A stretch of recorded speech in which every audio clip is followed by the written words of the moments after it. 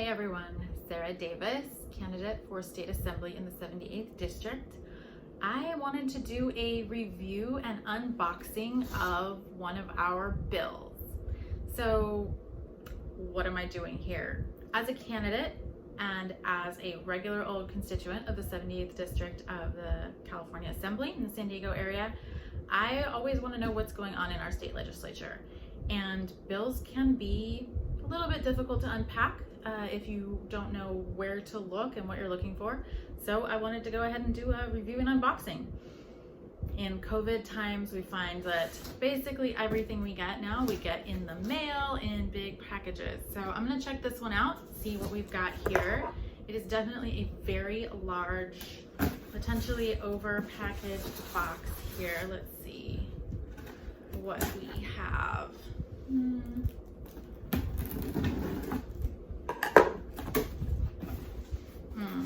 More packaging. Ooh, paper and plastic. How exciting.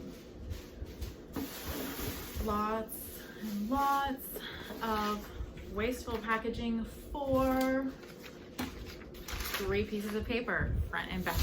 Awesome. That sounds about like how waste tends to be managed in our current society. Before we make the transition we need to make to 100% reusable, recyclable, and compostable. Like, we need to transfer to a zero waste. That's a topic for another day, and that will be a bill for another day. So today it looks like we are talking about and have unboxed and are reviewing Assembly Bill 345. This is a bill about oil and gas drilling in California.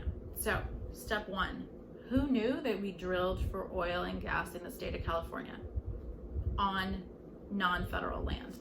I always knew that we had oil wells offshore, and that the federal government determines that and if that's legal. Before I got as involved as I am at this point in California level politics, I didn't realize we still had in 2020 oil and gas extraction in California, including fracking, including new fracking. So you know what's worse? Again, things that we don't know on a regular basis, especially those who are coming from more privileged communities, with cleaner air and cleaner water. Turns out 5.5 million Californians, mostly low income and mostly people of color, living in marginalized and traditionally oppressed communities, live within 2,500 feet, it's about half a mile, of an oil or gas well. Like a literal big rig production facility where oil is coming out of the ground, or fracking where natural gas is coming out of the ground. That's crazy, like in somebody's backyard.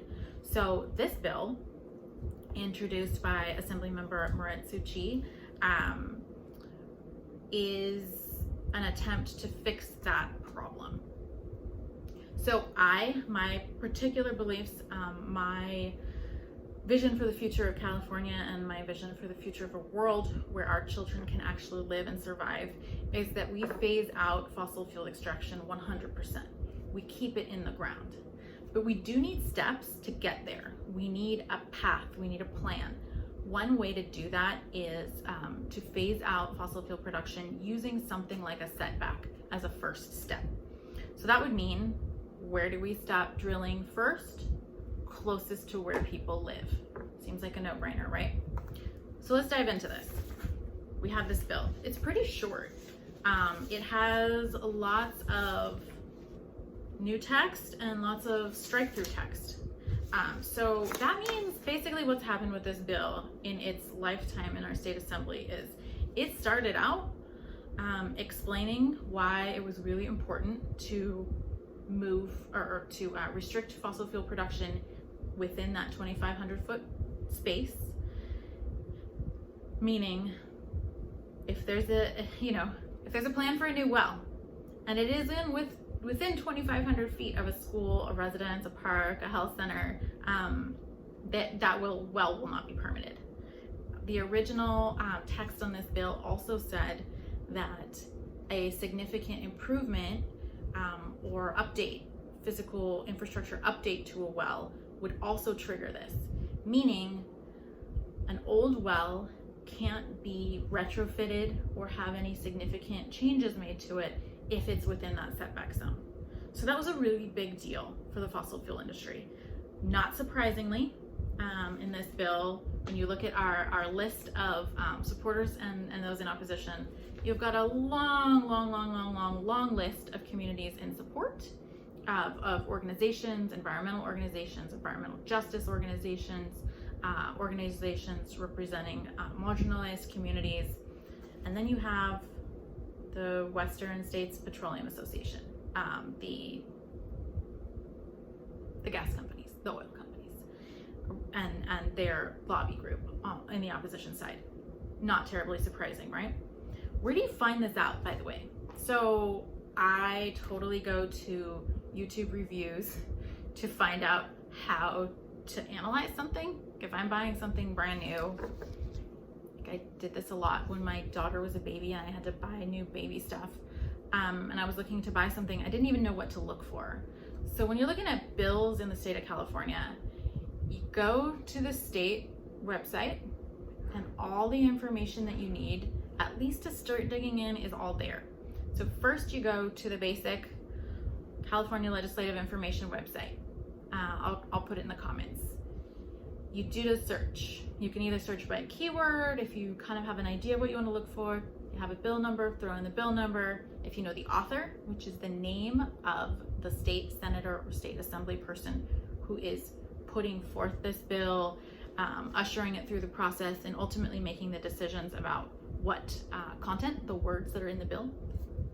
If you know that, you can look up by author. So say we're looking this one up, we get there, we pull it up, we have right here, I'm ready to go. Didn't print out everything because I'm trying not to kill trees today, but I'm looking here and I find our AB 345, and AB 345 on our state page has a whole bunch of little tabs we can look at. So one is the text. The text is exactly what it sounds like. What words are we changing in California law to do something new, to strike stuff out, take it away, to put in new things? So in this case, the new things that are getting put in are a direction to the state Geologic Energy Management Division in the Department of Conservation to regulate the drilling, existing law authorizes them to regulate drilling, operation, maintenance, and abandonment of oil and gas wells. So this bill would require that department to, on or before July 1st of 2022, these folks have 2 years, adopt regulations, so create more laws to protect public health and safety near oil and gas extraction facilities. So that first version of the bill I was talking about, where it said you can't drill within 2,500 feet, they actually took that part out and switched it to, okay, now we're just directing a separate agency to create some regulations about what can happen and how close to oil and gas wells. This does require them to at least consider a setback distance of 2,500 feet, which is awesome. They should be considering that. They should not only consider it, they should adopt it, but at least they're directed to consider it. And then the other cool thing that this bill does, in addition to the direction to create those regulations about safety within the space close to oil and gas wells, is that it requires a funding for meaningful public participation from communities who are most impacted. So those are, we call, or what are called environmental justice communities. So those are most often poorer communities. Those are communities that have been marginalized by white supremacy, by capitalism, by patriarchy. These tend to be Black and brown communities, and they tend to be the communities that are most impacted by all of the environmental harms that we have. So poor air and water quality close to an oil well would be an environmental justice consideration. So this bill says when we're creating these regulations about what safety regulations, what safety laws and parameters there should be next to an oil and gas well, people from those most impacted communities, those environmental justice communities, have to be consulted in a meaningful way. So right now, in most cases, regulatory processes take place between 9 to 5 in Sacramento. Sometimes there's special considerations, so there will be meetings across the state, so it's not all in Sacramento. There might be special weekend or evening meetings. Those things still tend to be fairly inaccessible for most working people across the state, especially since they may not even know they're happening. This bill is going to direct an entire sort of department to create a mechanism for meaningful participation. So it's also directing there will be at least 4 pre-rule making workshops, and those workshops should occur in regions near oil and gas operations at a time and place accessible to local residents. That's really specific. It also says measures, it has to include measures to increase accessibility, such as evening and weekend workshops, translation of all materials, and simultaneous interpretation of oral presentations and testimony. These are incredibly important because we're talking about not only the air and water impacts of the oil wells, we're also talking about job impacts of taking the oil production away. So the communities that are most impacted are also the folks who work there, and they need to have a say as well in how we make this transition. I am 100% clear that we are moving off of oil and gas. That's the way this world is going, and that's the way California is going. How we make that transition definitely has to have impact from the communities most impacted. So I love this bill. Do I wish it could have been stronger? Yeah, of course. In legislative politics, you can never let perfect be the enemy of the good. So I'm gonna definitely give my Sarah stamp of good on this one, not perfect, definitely worth fighting for. So my campaign is a passionate supporter of this bill. If it doesn't make it through this year, that will be devastating. And we'll come back another year. I will come back next year when I'm sitting in the state assembly, and we will work on something maybe even stronger. But we need to get this passed this year. So if you're watching this prior to August 4th, when this bill is set for hearing in our Senate Natural Resources Committee, call your senator if you live in California. If you don't live in California, call someone who lives in California.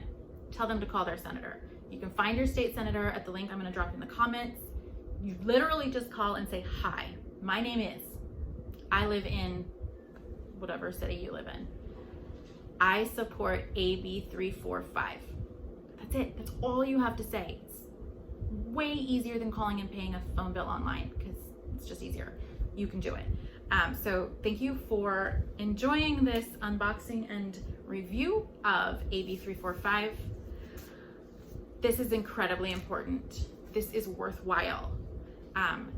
Check out the bill, check out the analysis, which is like the cheat sheet. It's like the ingredients sheet on the food when you're like, I need to know if this is something I'm gonna eat right now or not. You can just really quick check those nutrition facts, run down. It's always gonna say, kind of the same parameters. That's what the bill analysis is. So when you go on that state website, pop your finger on the bill analysis. If you're really in a hurry, you can just scroll all the way down to the bottom to who supports and opposes. Sometimes you can know your answer just right there. Definitely helpful to look at the part where it says, what does this bill do? So your analysis is your key to breaking into understanding a bill, and really appreciate you taking the time to look at AB 345 today. Please call your senator if you can, if you live in the state of California. And if you want to see more transparency and more person-to-person, everyday understanding of how our state legislature works, please support my campaign. I want to go to Sacramento to make sure that we are communicating and working on behalf of regular folks and not working on behalf of big corporate donors. Big corporate donors are definitely not the folks who are going to make politics understandable, accessible, and responsive to the people.